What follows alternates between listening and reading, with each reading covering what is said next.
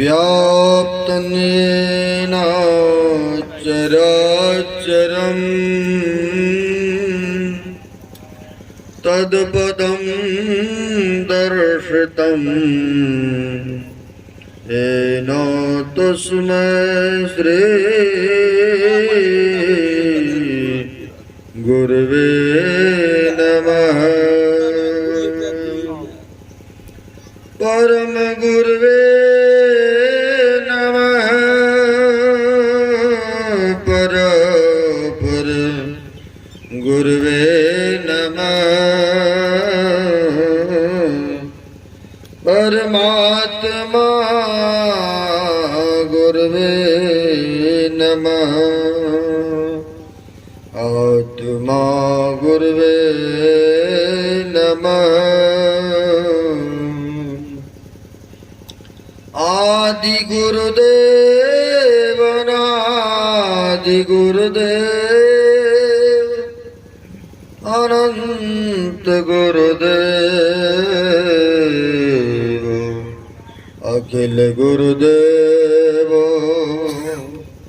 चरण गुरुदेव शरण गुरुदेव।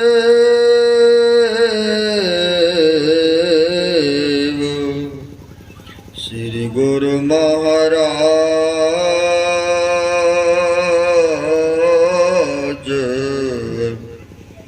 चरणारविंदो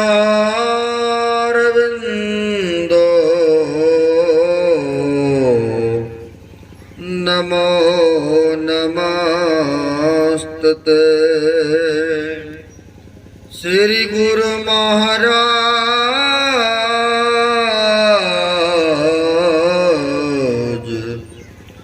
चरणारविंदो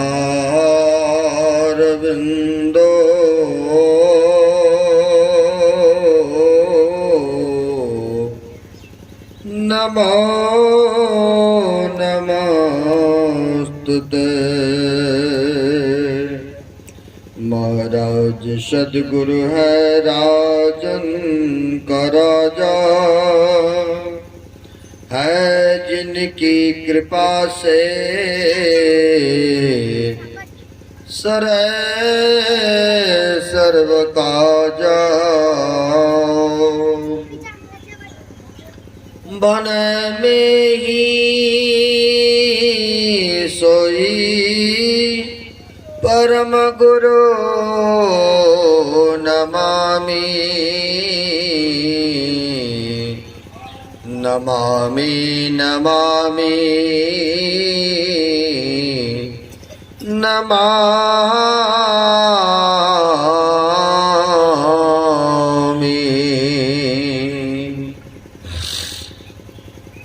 प्रातः स्मरणीय श्री भूषित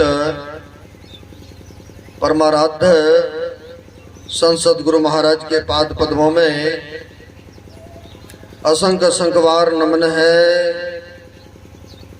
तीर्थों को भी पावन करने वाले मंचस्थ पूज साधु चरण आए हुए सदगुरु के सद भक्तगण सबों को नमन है।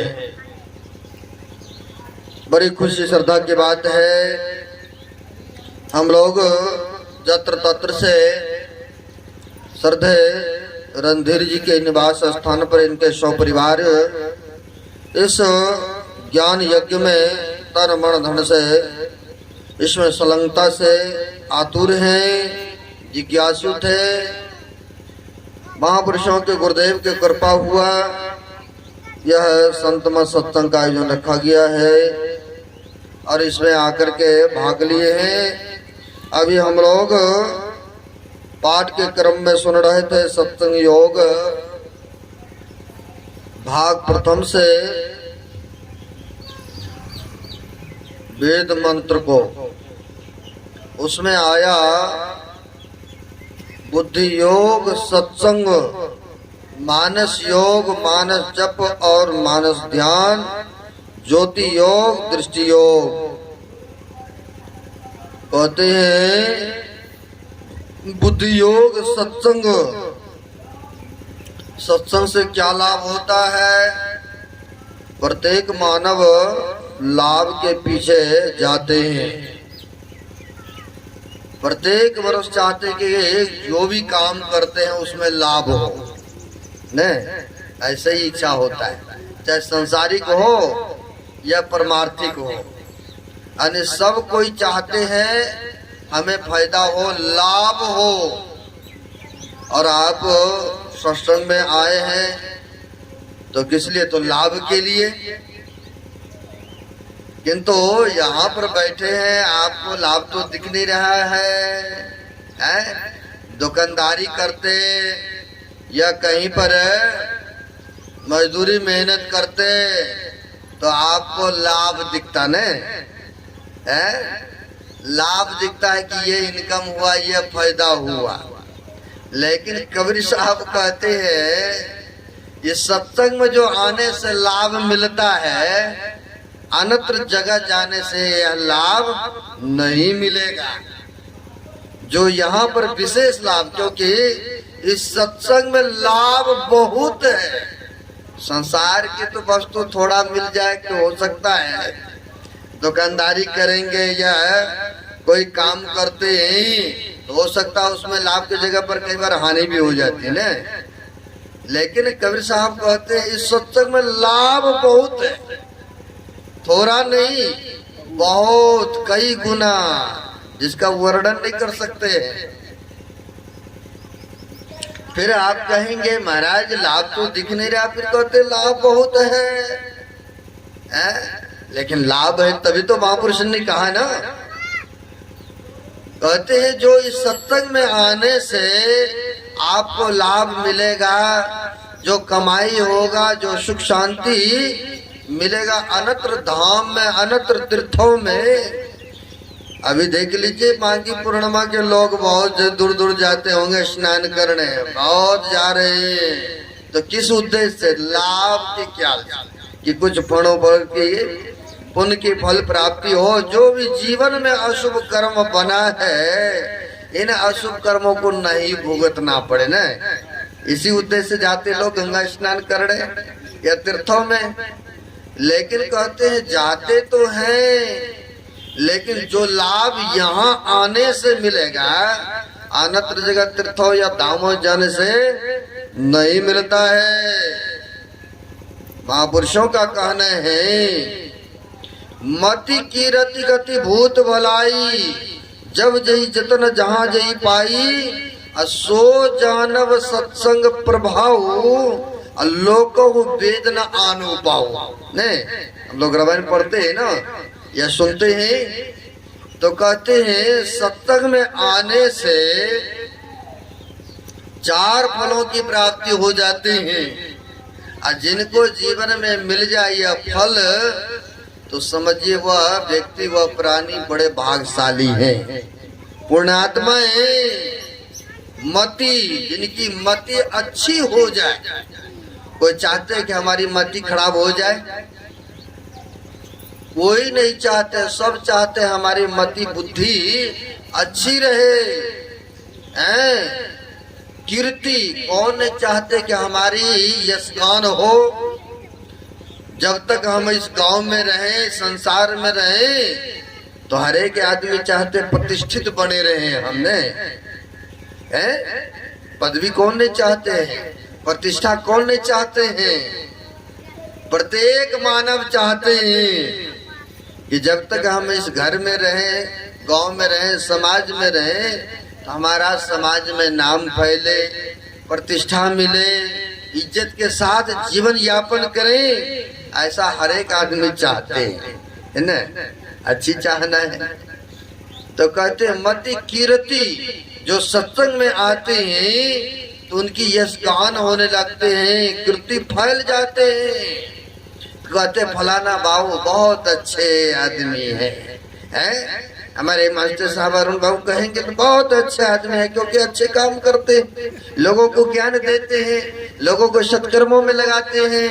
तो लोग तो स्वतः नाम लेंगे ना।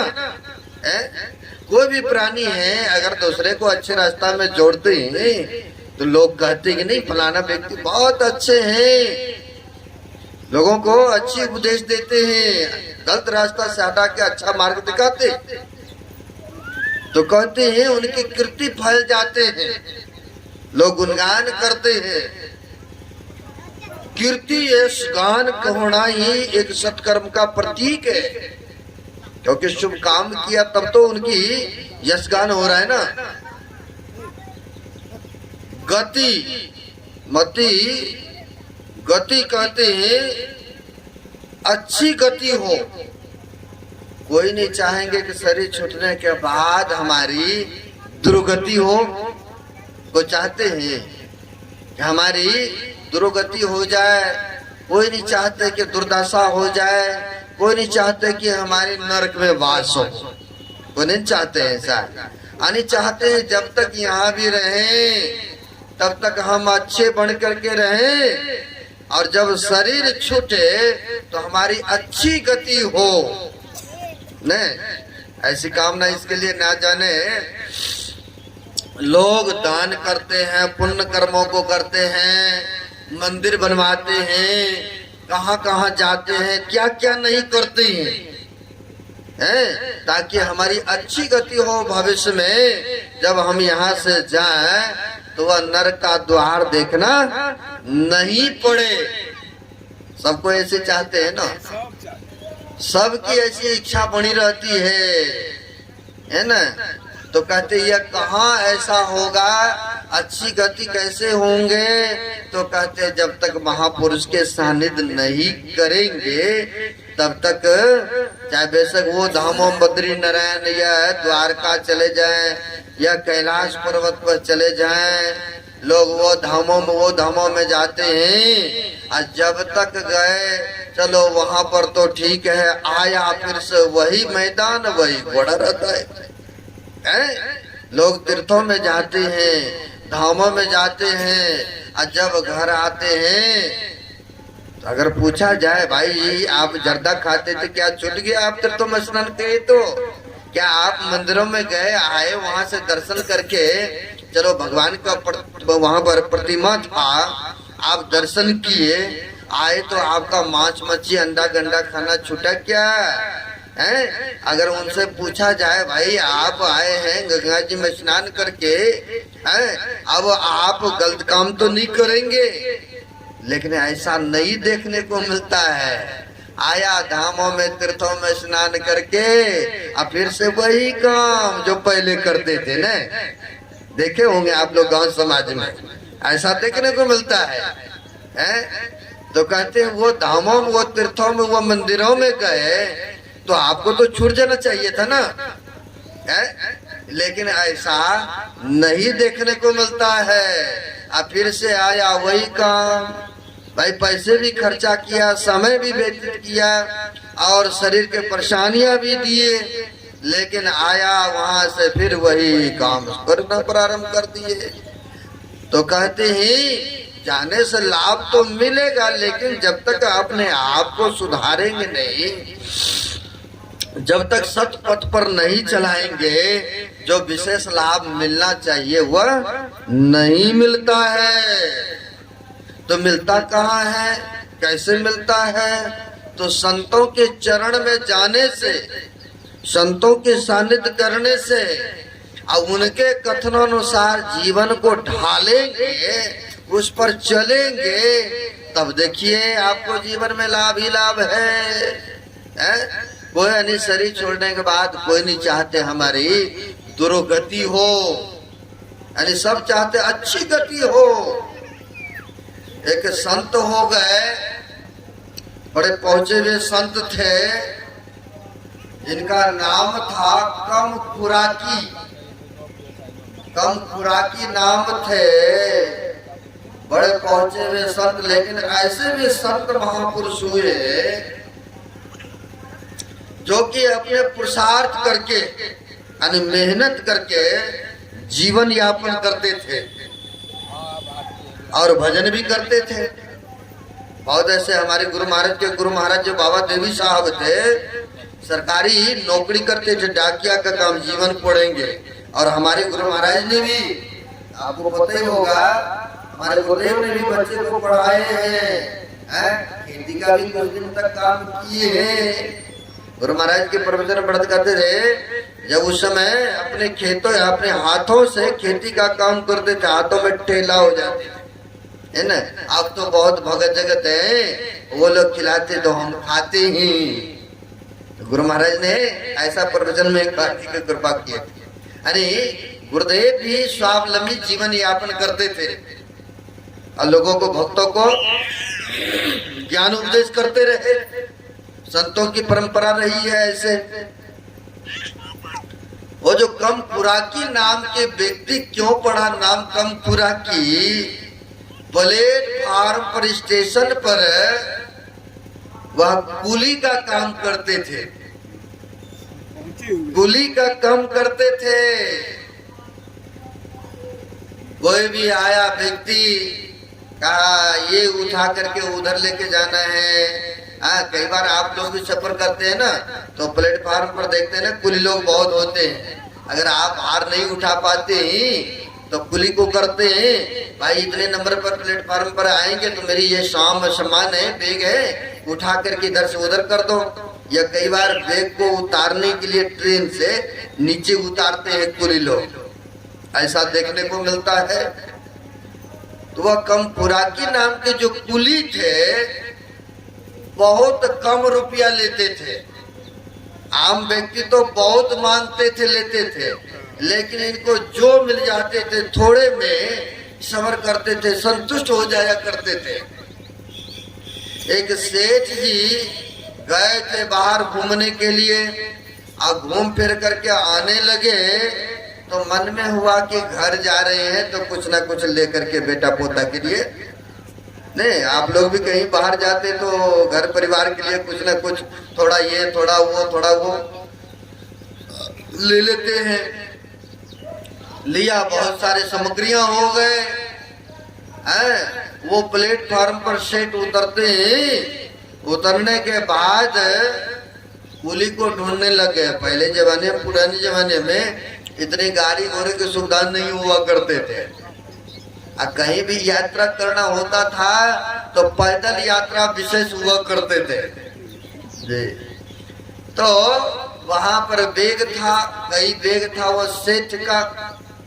कुली को ढूंढने लग गए, भाई फलाना गांव में जाना है, पिंड में ये सामान पड़ा है, कितना रुपया लोगे। तो पुराने जमाने की बात है, तो कहा कम से कम इसमें आपको 25 रुपया तो देना ही पड़ेगा।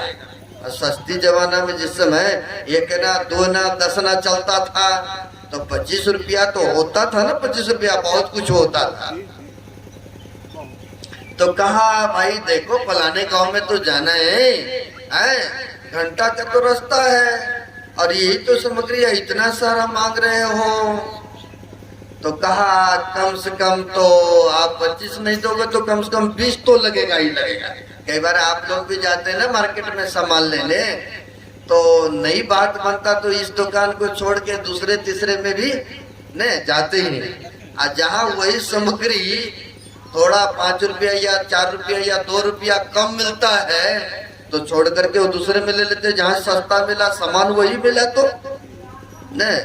यह सेठ जी भी बड़े तेज थे, कहा भाई कुछ कम करो, कहा कम नहीं।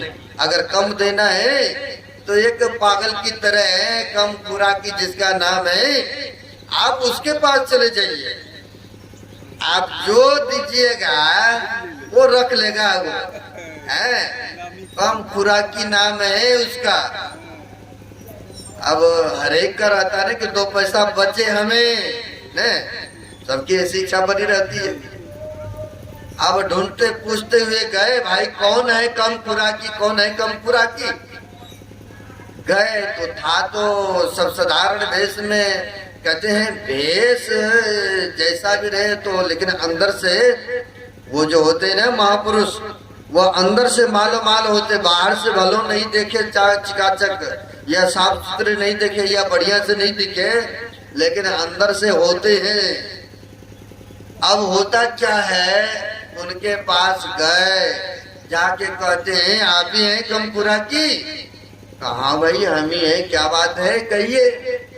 कहा कुछ नहीं है, सुनते हैं आप कुली हैं, आपको जो देते हैं उतना ही में आप रख लेते हैं और उनके सामान भी घर तक छोड़ाते हैं। कहा बिल्कुल सत्य वचन है। तो क्या है? तो कहा ये बेग है, ये है। तो कहा कौन से गांव में जाना है जी? तो बता दिया गांव का, पिंड का नाम के फलाने गांव में जाना है। अच्छा, वहां जाने में तो कम से कम घंटों से ऊपर लग सकता है। कहा तो कहा क्या लेंगे देंगे, यहीं पर पहले फाइनल हो जाए तो बढ़िया है ना।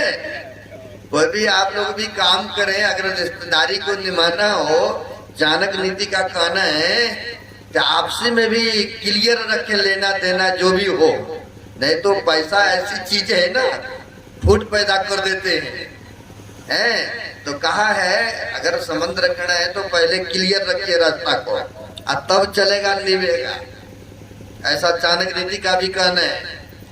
तो वहां पर कहा सेठ जी ने कहा आप ले जाएंगे सामग्री तो कितना रुपया लेंगे? कहा ज्यादा नहीं चाहिए, हमें 5 रुपया दे देना भाई। कहा तो 20-25 रुपये, कहा 5 रुपया। कहा उठाइए, फिर लेट किस बात की, चलिए, है ना, चलिए उठाइए। कहा उठाने से पहले मेरा एक शर्त हुआ करते। कहा क्या शर्त है? बोलिए, आप बोलिए हैं और मेरे साथ शर्त रख रहे। कहा मेरा ये शर्त है, जब तक हम आपके घर तक नहीं पहुंच जाता हूं तब तक मैं सत्संग सुनाते जाऊंगा आपको। क्योंकि सत्संग बुद्धि योग, सत्संग सुने है ना, बुद्धि को ठीक करने की कहा है, तो इस सत्संग में बुद्धि ठीक होते है ना। तो कहा जब तक हम तुम्हारे घर तक नहीं पहुंच जाता हूं तब तक हम सत्संग सुनाते जाएंगे, सत्संग सुनाते जाएंगे। अगर आप अनुमति दें, स्वीकृति दें कि हाँ हम सुनते जाएंगे, तब हम आपका बेग झोला उठाते हैं, चलते हैं आपके घर तक। सेठ जी भी सोच में पड़ गए, अरे कैसे के आदमी की पेड़ा पे पड़ गए। कहा अच्छा कोई बात नहीं। मन में सोचा कोई बात नहीं, हमें क्या, कहा तो 25 रुपया, कहा 5 रुपये है, आज ही कहते जाएंगे, चलो कोई बात नहीं है। कई ऐसे भी होते ना, फॉर्मेलिटी निभाने के लिए चलो सत्संग में जाते हैं ना, लेकिन करेंगे फिर वही काम जो करते आ रहे हैं। ऐसा भी देखने को मिलता है। कहा हाँ जी, आप जो कथा करेंगे हम सुनते जाएंगे, हैं, आप सुनाते चलिए, कोई बात नहीं है, सुनेंगे। लो जी, कम खुराकी जो थे सत्संग के वचन को सुनाते गए, सुनाते गए, सुनाते गए, हैं, अब घंटों लग गए जाने में उनके घर तक। 1 घंटा लग गए, सत्संग सुनाते जा रहे हैं, हाजी हाजी कहते जा रहे हैं। जैसे अमर कथा को भी सुना रहे थे ना भगवान शंकर ने, आप माता पार्वती हाँ करते जा रही थी, लेकिन कारण हुआ कि आग लग गए। आग लगे तो तोता ने सुना था ना कथा, तोता सुना तो देखिए वो अमर हो गए थे कि नहीं।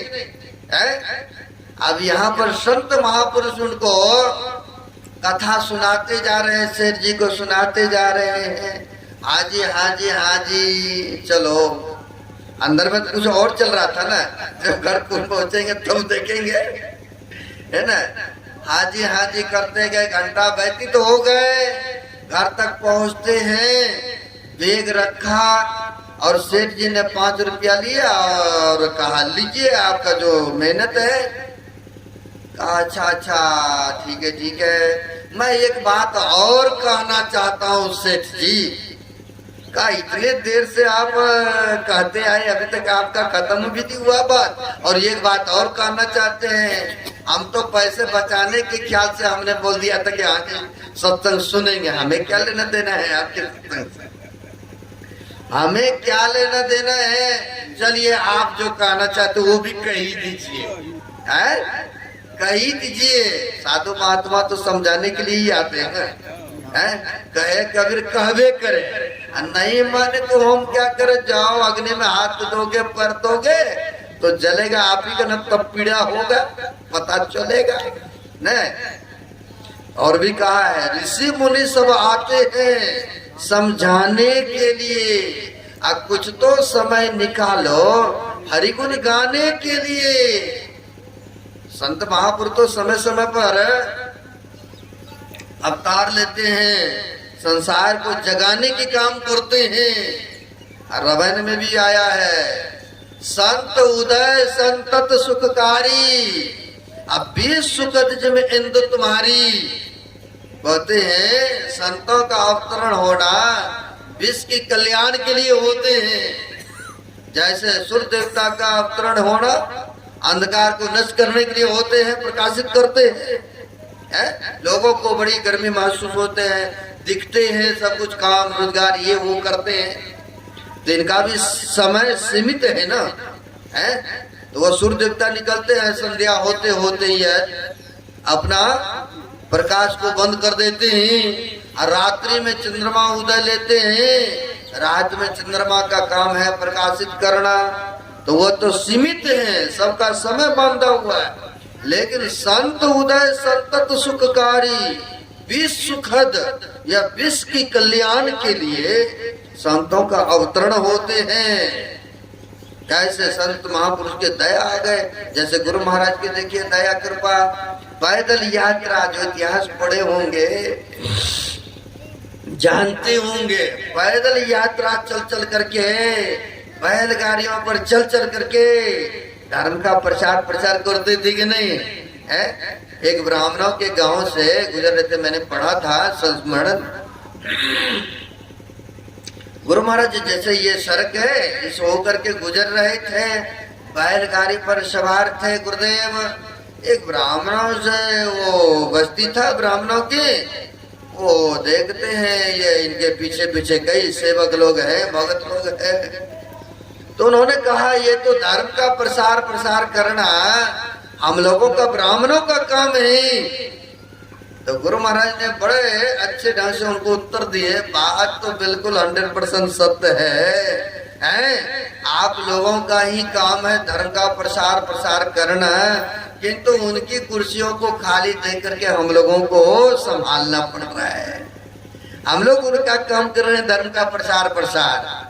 देखिए गुरु महाराज ऐसे विनम्रता के साथ उनको उत्तर दिए थे। यानी संतों का काम ही है जगे सोए हुए को जगाना, अज्ञान व्यक्ति को ज्ञान में लाना। यह शुरू से होता चला रहा है। अब इन्होंने घंटा हो गए उपदेश करते करते आए हैं, 5 रुपया निकाला और सेठ जी ने दे दिया। तो कहते हैं एक बात और कहना चाहता हूँ। कहा जो कहना चाहता आप वो को ही दीजिए, इतना देर से कहते आए ना, जो भी आपके अंदर में है तो वो भी कह सुनाइए। कहा मैं ये देख रहा हूँ कि 7वां दिन हमारा जो ये शरीर है ना पंचभौतिक, 7वां दिन हमारा शरीर ये छूट जाएगा, हम अब जिंदा नहीं रहेंगे।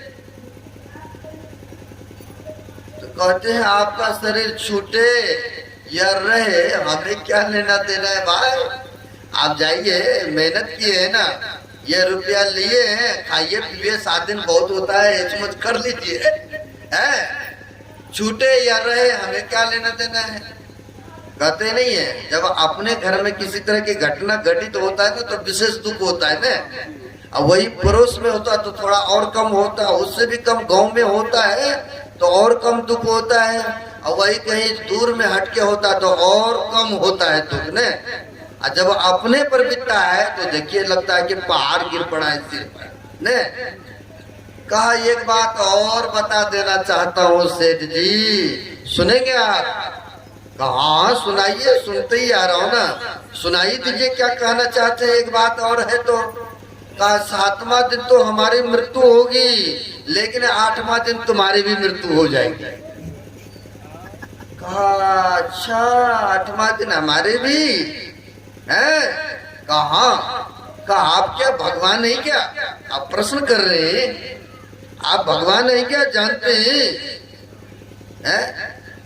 कहा देखो जो मैं देख रहा हूं भविष्य में क्या होने वाला है वही मैं बता रहा हूं। मैं झूठ नहीं बोल रहा हूं, मैं झूठ नहीं बोलता हूं। जो देख रहा हूं मैं सत्य वचन कह रहा हूं। अच्छा ऐसी बात है तो एक दिन पहले तुम्हारी मृत्यु है ना, बाद में हमारा होगा।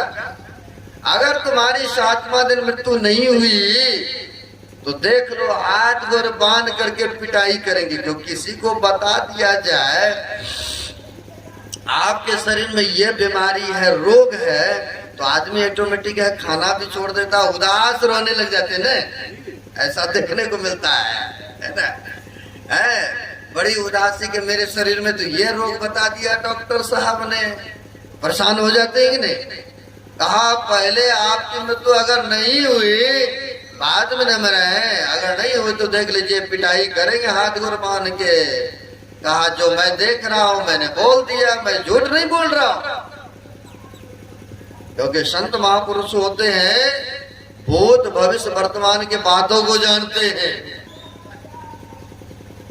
बेशक नहीं बताते हैं। मौज जब होता है संत महापुरुषों का तो मौज में कई बार प्रकट भी कर देते हैं।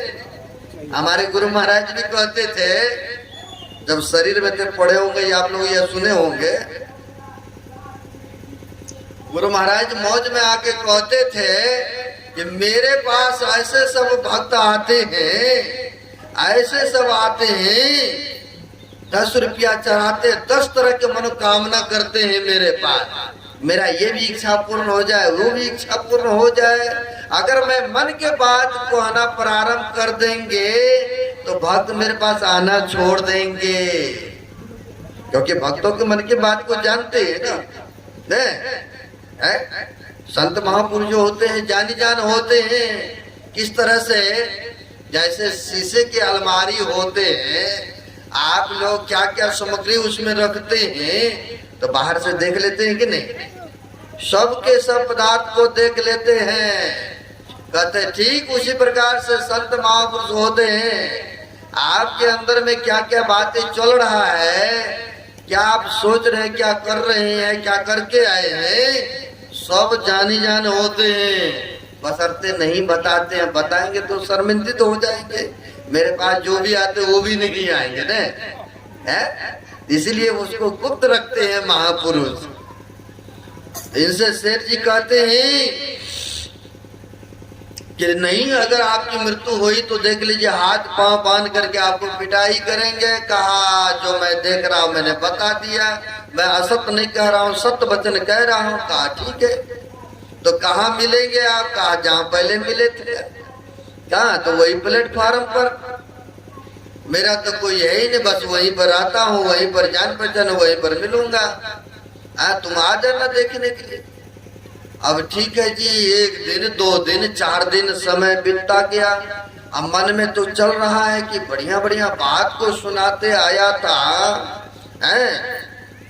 महापुरुषों के वचन को सुनाते आया था, कहीं हो ना हो इस भेष में, कहीं क्या पता परमात्मा नहीं हो, भगवान ना हो।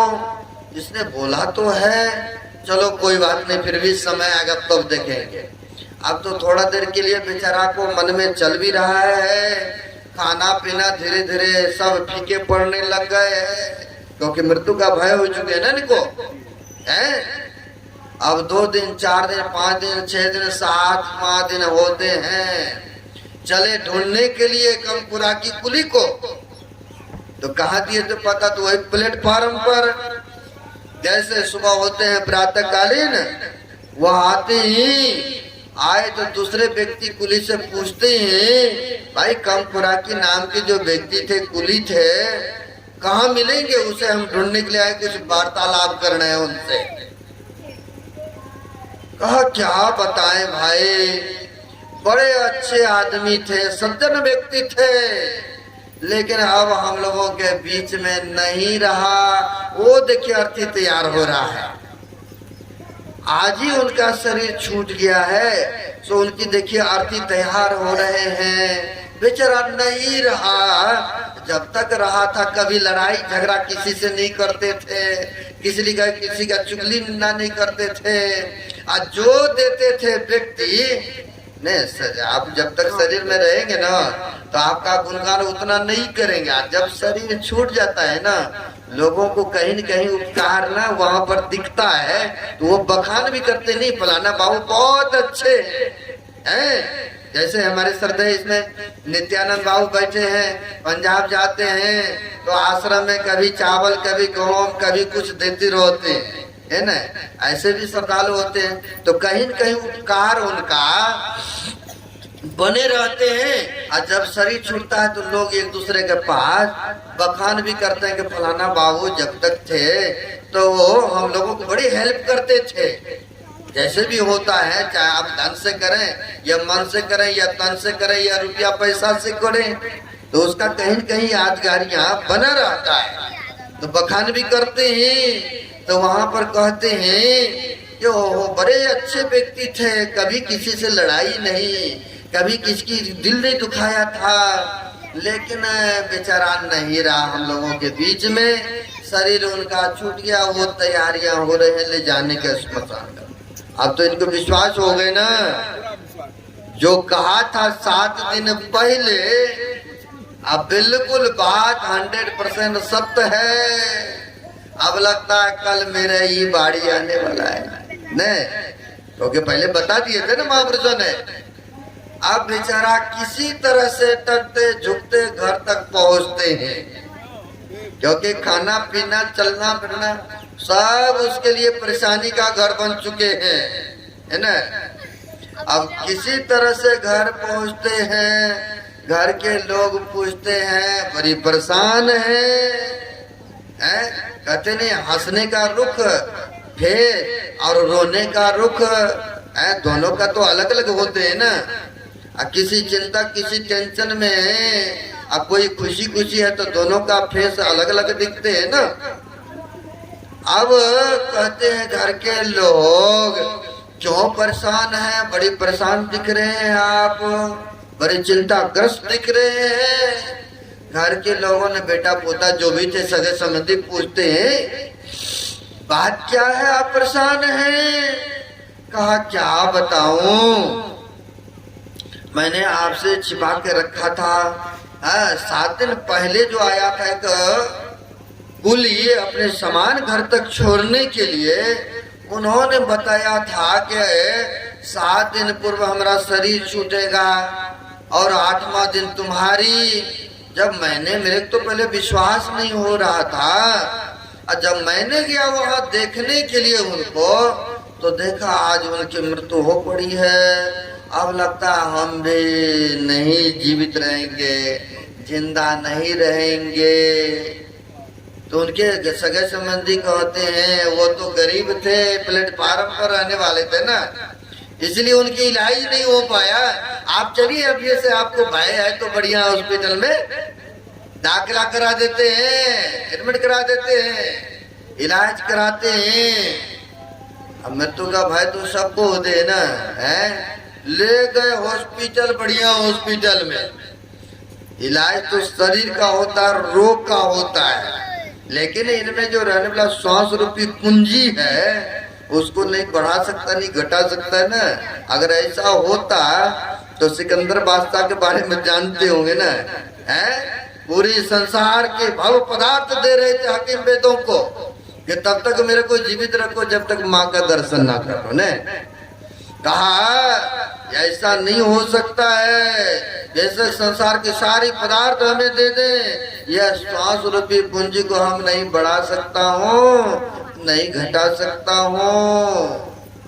इतना उनको झटका लगा, इतना झटका लगा, कहा इतनी मूल्यवान यह श्वास मैंने व्यर्थ में खो दिया।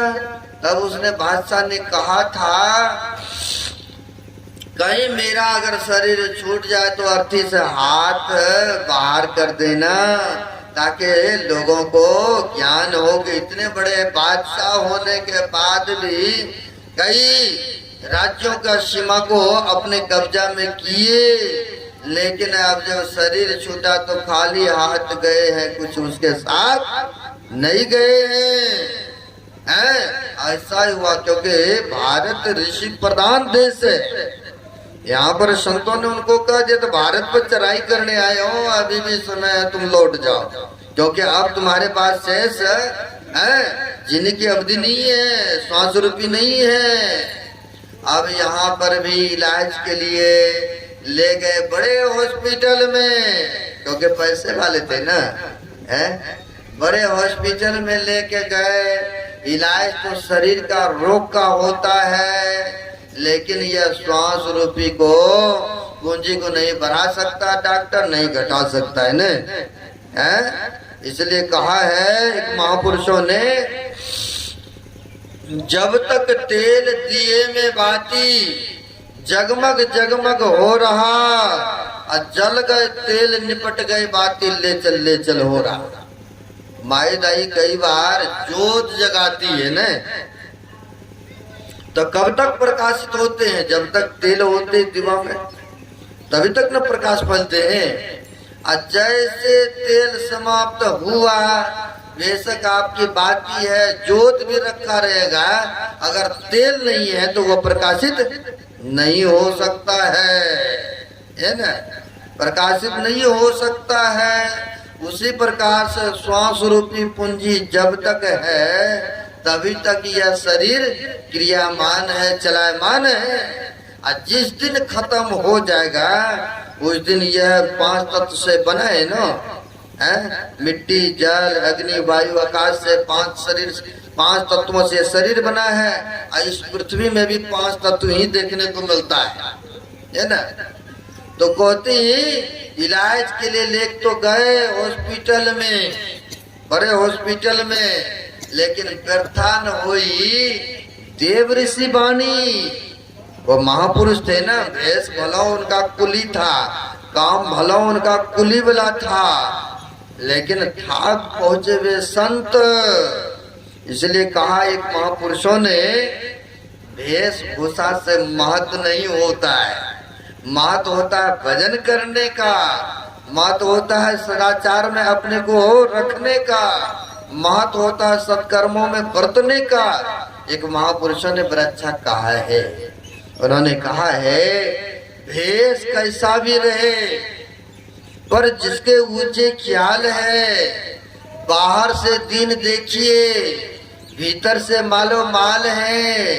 कोई कहते भिक्षु है, कोई कहे कंगाल है, पर पहने हुए वे गुदरी का लाल है। भेष कैसा भी रहे, चाहे बाबू के रहे या बाबा के रहे, या लाल कपड़ा पहने या रंगीन कपड़ा पहने, लेकिन महत्व होता है भजन सुमरण करने का, है ना। हमारे बाबा देवी साहब जो गुरु महाराज के गुरु महाराज थे, अभी भी मुरादाबाद जाएंगे तो आपको काले वस्त्र देखने को मिलेगा, दर्शन करने को मिलेगा, है ना। बाबा देवी साहब काला वस्त्र को धारण करते थे, पहनते थे, है ना। और हमारे गुरु महाराज ने लाल वस्त्र, ये जो प्रारंभ किया तो हम लोग लाल वस्त्र पहनते हैं। लेकिन संतों की मौज, संतों की कृपा ऐसे होते हैं, भजन करने का महत्व होते हैं, है ना। वो थे कुली के भेष में, लेकिन थे पहुंचे वे फकीर, पहुंचे वे फकीर थे, है ना। जो कहा था, जैसे ही 8वां दिन होते हैं, जैसे सुबह हुआ, बेशक हॉस्पिटल में लेके गए थे इलाज के लिए, गए वहां, जैसे 8वां दिन होते वैसे भी उसकी मृत्यु, वैसे ही उसका शरीर छूट गए, क्योंकि पहले कहा गए थे ना महापुरुषों ने। अब होता क्या है, शरीर छूटा, छूटने के बाद कहते ने, आए हैं सो जाएंगे राजा रंग फकीर, एक सिंहासन चर्चले एक जाते बंधे जंजीर है। जब शरीर छूटा तो आया लेने के लिए जमदूत, आया लेकर के गए वहां पर चित्रगुप्त के पास में, कहते हैं ना, मेरे मालिक के दरबार में और सब जीवों का खाता, और जितना जो कर्म करता उतना ही फल पाता। और मेरे मालिक के दरबार में सब जीवों का खाता ने, सब जीव जंतु का खाता रहता है, लेखा जोखा रोकते हैं, है ना। जब इनको ले गए तो वहां पर ले जाने के बाद तो देखते ही इन सेठ जी के जीवन में कभी शुभ काम नहीं था, कभी सत्कर्मों को नहीं किए थे, कभी दान पुण्य नहीं किए थे, कहीं साधु महात्मा को भोजन नहीं कराए, नहीं दक्षिणा दिया, नहीं कहीं मंदिर मस्जिद बनाए थे उन्होंने। लेकिन 1 घंटा मात्र उन्होंने अनमने ढंग से सत्संग सुना था। स्टेशन से घर तक पहुंचा था, 1 घंटा मात्र उन्होंने संतों के सानिध्य किए थे, है ना। 1 घंटा उनका पुण्य कर्म बना था, सत्कर्म बना था।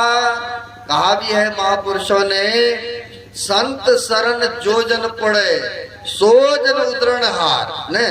संतों के चरण में चाहे अनमने ढंग से क्यों नहीं, अगर चले गए ना, जैसे सर्दी का मौसम होता है तो अग्नि के पास आप चले जाएंगे, आपकी सर्दी खत्म हो जाती है कि नहीं है? आपको गर्मी महसूस होता है कि नहीं? या आप रास्ता गुजर रहे हैं, सड़क अगर कहीं खुशबूले या फूल जो होते हैं खुशबूदार, आप बेशक सड़क जा रहे हैं तो आपको खुशबू मिलता है कि नहीं मिलता है? या परफ्यूम या सेंट के दुकान होते हैं, आप दुकान से गुजरेंगे बगल होकर के आपको खुशबू मिलता है कि नहीं? उसी प्रकार से संतों की खुशबू तो यूं ही संसार में बिखरते रहते हैं, वो तो कृपा के दया के सागर होते हैं। अब क्या होता है, संतों की शरण में 1 घंटा मात्र सत्संग सुनाता अनमने ढंग से।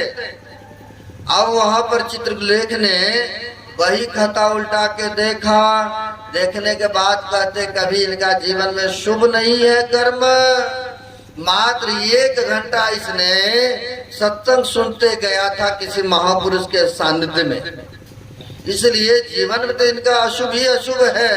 सब दिन तो इनको नरक में रहना ही रहना है, लेकिन 1 घंटा वास्ते पहले इनको स्वर्ग दे देते, क्योंकि संतों के सानिध्य किए इनको ऊंचे स्वर्ग में दे देते हैं, और फिर बाद में फिर तो सब दिन उसी में रहना है। अब जैसे इनको लेके गए, स्वर्ग भी 7 प्रकार के कहा भी है महापुरुषों ने, 7 स्वर्ग के निवासी, दिव्य देव सब अमित विलासी, कोई ने अस्थिर सब ही बटो ही, सत्य शांति की स्थिर वही। 7 स्वर्ग है ना, ऊंचा नीचा, third quality, first quality, second quality, इस तरह जिस तरह के जो करते हैं उसको उस तरह से मिलता है। यहाँ भी परपराई करते हैं, जो जितना मेहनत करते हैं उतना उनकी पदवी मिलता है। अब उसी प्रकार से इनको लेके गए, क्योंकि संतों के सानिध्य किए थे, लेके गए उस स्वर्ग में। तो देखते हैं जिनकी 7 दिन पूर्व शरीर छूटा था, भेष तो कुली का था, लेकिन भजन सुमरण किए हुए महापुरुष थे, पहुंचे हुए संत थे। देखा तो देखते हैं बड़े ऊंचे सिंहासन पर बैठे हैं, अब बहुत सुख सुविधा है। अब तो इसने पहचान लिया, हमने तो वहां पृथ्वी लोक में, मृत्यु लोक में अनमने ढंग से इनका हाजी पैसा बचाने के ख्याल से, जो पैसा भी साथ में नहीं है, लेकिन 1 घंटा मात्र इनके सानिध्य किए थे, सत्संग सुने थे, इनकी कृपा से हमें यह स्वर्ग मिला है। अब फिर से हमको नरक जाना पड़ेगा। संत होते हैं, दया के सागर होते हैं। अब गए वहां जा करके, जो कुली के भेष में थे उनको वह सिंहासन मिला, जा करके चरण पर गिर पड़ते और कहते महाराज मैं तो कुछ समझ नहीं रहा था।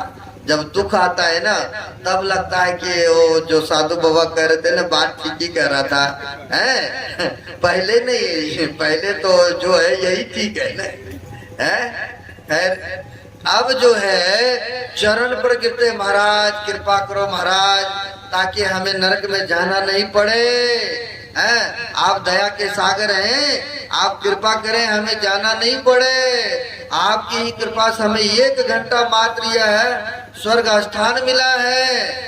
आप दया करें, दया करें। आप गिरगिराने लग गए।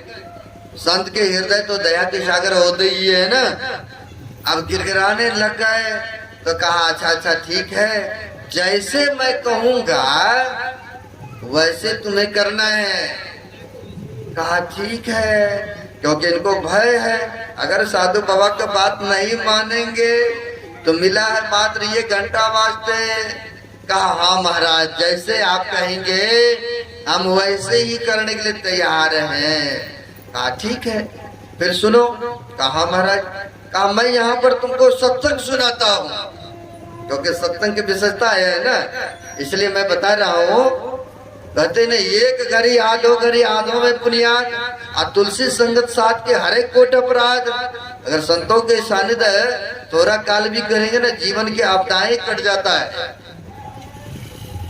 तो कहा मैं यहाँ पर सत्संग सुना रहा हूँ, और बड़े गौर से सुनना, ध्यान से सुनना है। कहा महाराज आप सुनाए हम सुनेंगे। कहा ठीक है। अब वहां पर सत्संग सुनाने लग गए। अब ये श्रद्धा के साथ, प्रेम के साथ, जैसे परीक्षित को भी सुखदेव मुनि ने सत्संग सुनाया था ना। 7 दिन के अंतर्गत देखिए सिंहासन पर बैठ करके चले गए ऊंचे स्वर्ग में। दिव्य रथ आया, लेके गए कि नहीं, सुने होंगे, जाने होंगे। अब यहाँ पर भी सत्संग सुनाने लग गए। अब 1 घंटा मात्र इनको स्वर्ग स्थान मिला था। जमराज आ गए लेने के लिए, जमराज वहां पर आ गए, लेकिन यहाँ पर महापुरुष सत्संग सुना रहे हैं ना। अब उसकी हिम्मत नहीं हो रही है, उनके बीच में से निकाल करके इनको जबरन खींच के लेके चले जाए। कैसे? जैसे सती सावित्री के जांघे पर जब तक सत्यवान का सिर रहा ना, जमरूद को ये नहीं हिम्मत हुआ इनकी सूक्ष्म शरीर को, जिसको कहते जीवात्मा, ये नहीं हिम्मत हुआ कि उनको निकाल के लेके चले जाए। नहीं हुआ तो क्या बहाना लगाए? तो जो पढ़े होंगे या सुने होंगे, पानी प्यास लगा दिया, पानी के बहाना गए, तब नहीं तब से सत्यवान के शरीर सूक्ष्म को निकाल के ले गए हैं। अब वही बात यहाँ पर महापुरुष यहाँ पर तो सत्संग सुना रहे हैं, और वो सत्संग सावधान होकर सुन रहे हैं, बड़ी श्रद्धा के साथ, निष्ठा के साथ। अब सत्संग सुन रहे हैं। जमदूत आ गए लेने के लिए।